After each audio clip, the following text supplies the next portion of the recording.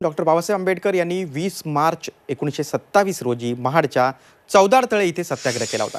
दलितांना पाण्याचा हक्क मिळावा यासाठी हा सत्याग्रह केला होता। हा दिवस सत्याग्रह दिन म्हणून साजरा करण्यात येतो। या निमित्तानं विविध राजकीय पक्ष, सामाजिक संघटना, शासकीय अधिकारी यांनी चौदार तळ्याच्या पाण्याला स्पर्श करून चौदार तळे सत्याग्रहाच्या आठवणींना उजाळा दिला। चौदार तळे आणि क्रांतिस्तंभ येथील बाबासाहेबांच्या प्रतिमेसमोर नतमस्तक होऊन अभिवादन केले। निळे झेंडे, निळ्या पांढऱ्या रंगाचे कपडे परिधान केलेल्या आंबेडकरी अनुयायांनी हा सर्व परिसर फुलून गेला होता।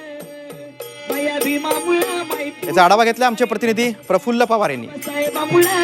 डॉक्टर बाबासाहेब आंबेडकर यांनी सत्याग्रह करून महाडचं चौदार तळं दलितांसाठी खुलं करून दिलं।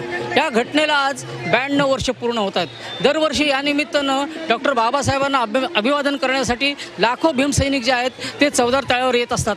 यावर्षी हजारो भीमसैनिकांनी चौदार तळ्यावर हजेरी लावली आहे। त्यामुळे चौदार तळ्याच्या परिसराला एक जत्रेचं स्वरूप आलं आहे। आपण पाहतोय ज्या ठिकाणाहून डॉक्टर बाबासाहेब आंबेडकरांनी चौदार तळ्याच्या पाण्याला स्पर्श केला त्याच ठिकाणी येऊन हे जे भीमसैनिक आहेत त्यांचे अनुयायी आहेत ते चौदार तळ्याच्या पाण्याला स्पर्श करत आहेत आणि तिथलं पाणी एक तीर्थ म्हणून प्राशन करताना आपल्याला पाहायला मिळत आहेत। चौदार तळ्याच्या परिसरात हजारो भीमसैनिक दाखल झालेले आहेत। केवळ राज्यभरातूनच नव्हे तर संपूर्ण देशभरातून भीमसैनिक आपली मुलं बाळं घेऊन या ठिकाणी दाखल झालेले आहेत आणि चौदार तळ्यात जो डॉक्टर बाबासाहेब आंबेडकरांचा पुतळा आहे या पुतळ्याला अभिवादन करण्यासाठी अगदी शिस्तबद्ध पद्धतीनं रांगेत उभे आहेत आणि रांगेत उभं राहून ते डॉक्टर बाबासाहेबांना अभिवादन करतात।